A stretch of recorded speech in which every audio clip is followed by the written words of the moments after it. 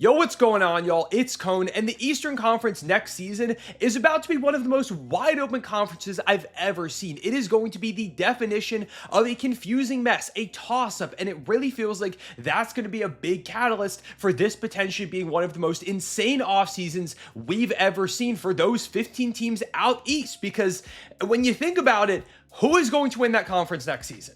Obviously, coming into this year, the favorites were the Boston Celtics. They won the championship last season, did it in dominant fashion. Most people expected them to do it again, and it felt like that was what was going to happen. At least that was my prediction pretty much the entire season. Before the year, I said it's Celtics Thunder. Going into the playoffs, I said it's going to be Celtics Thunder, but they lose in the second round pretty convincingly to the New York Knicks. And you can talk about the Jayson Tatum injury and all that, but the Knicks were pretty clearly the better team. So even if the Celtics were healthy and still themselves going into next season, that would be a big toss-up. But now Jayson Tatum is not playing at all next year after the Achilles injury. And it's not just that. They got rid of Jrue Holiday. They've gotten rid of Kristaps, Porzingis. Jaylen Brown and Derek White are in trade rumors, and I don't expect either of them to get dealt. But right now, what is the starting lineup for the Celtics next season? It's probably Peyton Pritchard, Derek White, maybe Anthony Simons instead of Peyton Pritchard. He's still somewhere in there, and it sounds like they might even flip him. It's Jaylen Brown. It's probably like George Niang or Sam Hauser. Who is going to be their center? I don't know at this point. Is it Al Horford, who's almost 40? Is it Xavier Tillman, Luke Cornett? The Celtics are not going to be competitive, and I think that's their goal. They don't want to be competitive because it feels like if they could get a top-tier talent or a top-tier pick to trade for an upgraded talent with Tatum coming back after next season, that is the best route for them to be successful, and obviously to also make things better salary cap-wise, which they've absolutely done by trading away KP and Jrue Holiday. So Celtics, not really a factor like they have been pretty continuously over the last, 7 years or so. And then you talk about the Indiana Pacers, who were in the NBA Finals and gave my Oklahoma City Thunder a hell of a series, and it felt like they probably were going to be the favorites to be back here because now there's no excuse saying, oh, they're only in the conference finals because they got lucky. This time they went to a game 7 of the NBA Finals. Pretty clearly the Pacers are the real deal, but then towards the beginning of game 1, Haliburton tears his Achilles, and that throws everything out for the Pacers next season. They're still going to be good. There's still great depth with Siakam and Nembhard and Nesmith, and TJ McConnell's a demon. Apparently, Miles Turner is sounding like he's going to be back, but none of that matters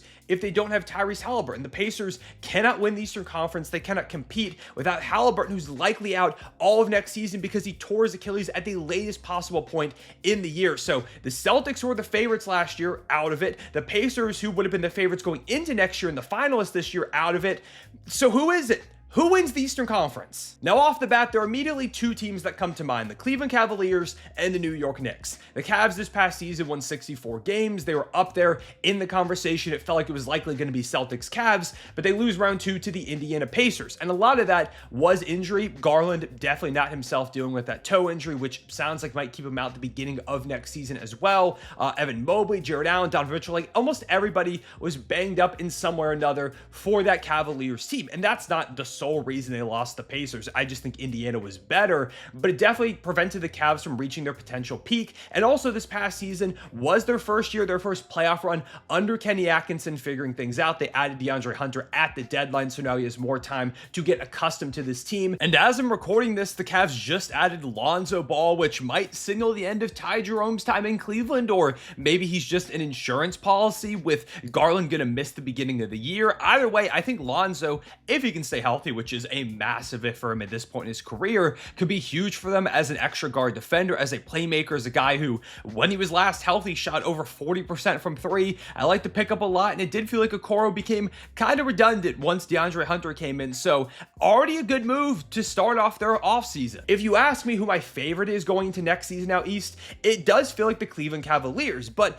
as we saw in the playoffs, they're definitely not invincible by any means. And also towards the end of last season, they faltered a little bit, especially on the defensive end. So are there holes in this team that over the course of another 82-game season could start to pop up a little bit more like they popped up in the playoffs? And maybe that prevents them from making the run that I think they can. And then we go to the New York Knicks, who were in the conference finals. They pushed the Indiana Pacers to 6 games and looked really good, way better than I was expecting against the Boston Celtics. Jalen Brunson is a superstar level talent. Cat had one of the best seasons of his career, and now they're going to go into next season with more continuity in terms of the roster. Now, I will say they still don't have a head coach, and I don't know what the new team is going to look like, but maybe they bring in a new head coach who can better optimize these talents and make it all click, because while I did feel weird about them firing Tom Thibodeau after one of their most successful seasons ever, it did feel like the offense was nowhere near dynamic enough at times, and defensively there were some question marks. Like, I did have question marks about the way that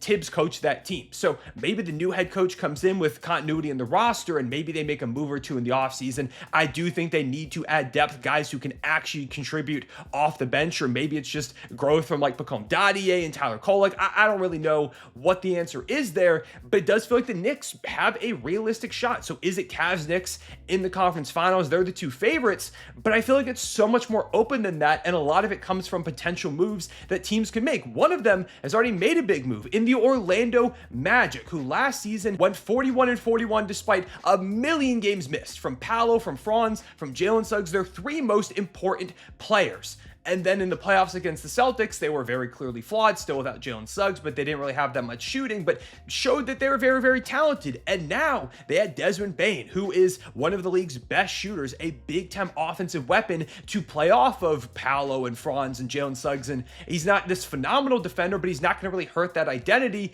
That is a hyper-talented top four players, if you ask me, with this defensive identity, with a little bit more offensive juice that could also come from a potential jump from Paolo Banchero, who looked ridiculous before his injury last season, as well as Franz Wagner, who had some monster games before his injury. If those two guys improve and click a little bit more with the addition of Desmond Bane, who will open things up, and especially if they had a little bit more shooting, I don't think it's unrealistic at all to say that the Magic could make a run in the East next season. And if it really all works out, I wouldn't be the most shocked in the world if the Magic are in the NBA Finals next season, at the very least in the conference finals. And that's what I'm talking about with this conference. We also have to take a look at Atlanta, who I have continuously been really liking the moves that they've made. I mean, Dyson Daniels was awesome this past season. MIP, all defensive player. Zachary Risachet had a super underrated rookie season. Jalen Johnson was looking like an all-star before his injury. You know, Trae Young, I believe, is underrated. He's one of the best offensive point guards in the entire sport. Onyeka Okongwu showed a little bit, and now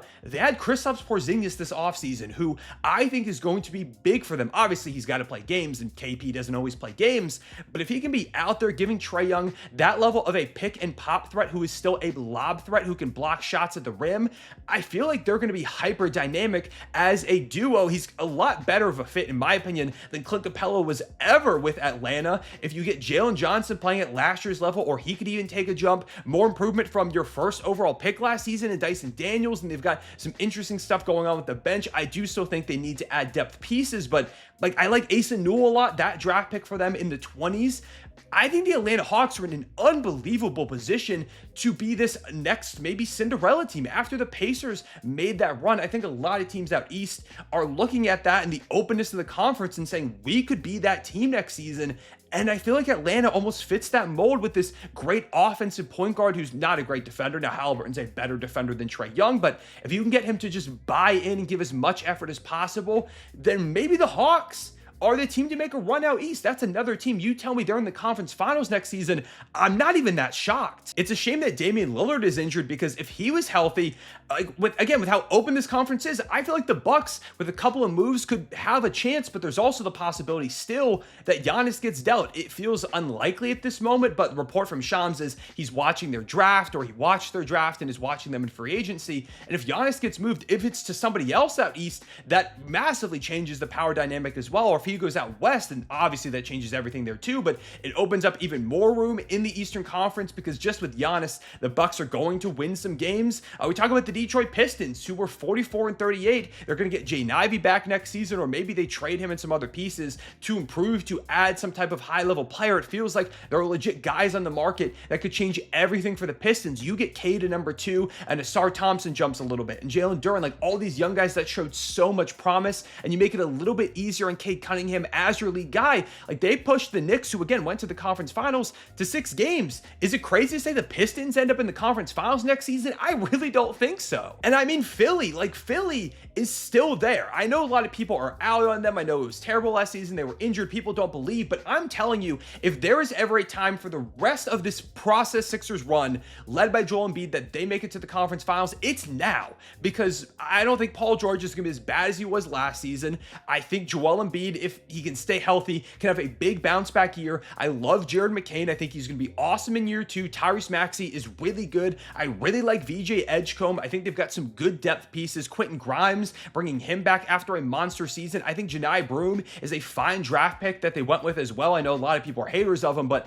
I think he could legitimately be helpful for them. They still have contracts they can use to move pieces around with Andre Drummond and Kelly Oubre, and they still have Eric Gordon's money, Kyle Lowry. Like, they have so much money that they can move around. They still have some assets to make moves. I don't know. I feel like if Embiid looks like his MVP self next season, what is stopping the Philadelphia 76ers from winning the Eastern Conference? What is stopping them from finally making a conference finals, or at least being one of those upper echelon teams in the East? And that was a team that was 13th in that last season, and they could take that type of jump. You've got the Heat, who I don't think are going to be very good, but they're always kind of annoying, scrappily competitive. You've got the Washington Wizards, who now have CJ McCollum and Chris Middleton and Marcus Smart, some decent veterans, and I really like the young core they're building. If they get some jumps from guys, I mean, they could be a play-in team next season. I'm not even going to be shocked. Chicago, I really don't know what's happening with them, but they were a play-in team last year. They could be in that position again. Toronto is a complete anomaly in my head. I have no idea what they're going to look like with Quickly and Barrett and now Brandon Ingram in the fold, and they've got Scotty Barnes still and Jakob Poeltl. Like, this is a really talented team just on paper. How does it all fit with these young players under Darko? I really have no idea. They just got rid of Masai Ujiri right before I'm recording this video. That was a stunner. Brooklyn's going to be bad. They're going to be probably the worst team in the Eastern Conference if I had to guess. Hornets, if they can get guys on the court, that's always a big what if, but they could be somewhat competitive with LaMelo and Brandon Miller, and Kanka Nipple, I think, is a great connector. They don't really have a center right now. I mean, they drafted Kalkbrenner. Is that their solution? Because they also have Nurkic, but I think they need a better big, if you ask me. But regardless, just a lot of talented teams in this East in a conference that is maybe more wide open than any I've seen in all my years. I don't know who's going to win the Eastern Conference. If you ask me to pick now, I would say the Cavaliers, then probably the Knicks, and then maybe the Sixers. I mean, I think the Sixers, with a healthy Joel Embiid and Paul George looking somewhat decent, might even be my number 2. There's a world where over the course of this summer, I convinced myself the Sixers are going to win the East, and I've done that in the past, but this would be maybe the boldest one that I ever went with. I don't know. I really don't know what to think about this Eastern Conference. It is so fascinating to me. And so if you start to see, I mean, we've already seen the Desmond Bane trade. We've seen Kristaps Porzingis. If you start to see a lot more moves out East, do not be shocked. And it could be moves where you're like, why is this team in the middle of the pack making that acquisition? It's because the conference is so open. Like, if you see Detroit add somebody and you're like, why? It feels like they're so far away from contention. I mean, you just, like, they win a few more games and they're in the conference finals, and now the Pacers and the Celtics are out of it. So why not go for it right now? Why not try and make things interesting? I think there's no reason not to. And I mean, with the Pacers, when they made the Siakam trade, there are a lot of people who are like, but this doesn't make them in contenders or anything. And then they became contenders over time. So I just think this is the prime moment for Eastern Conference teams to buy on talent. If I see teams out East just start buying on talent left and right, I'm not going to hate on it. I'm not going to be like, why are they making that move unless they give up a lot of pieces? And that's part of why I like the Desmond Bane acquisition, even though they gave up a lot. It's because with Desmond Bane on this team, if they click the way I think that they can, that could be a conference finals team. That could be an NBA finals team in Orlando. And then if whoever comes out the other side of the bracket deals with a couple of injuries or has some bad games, suddenly you could put yourself in position to win a finals. All you have to do is get there, and you at least have a chance.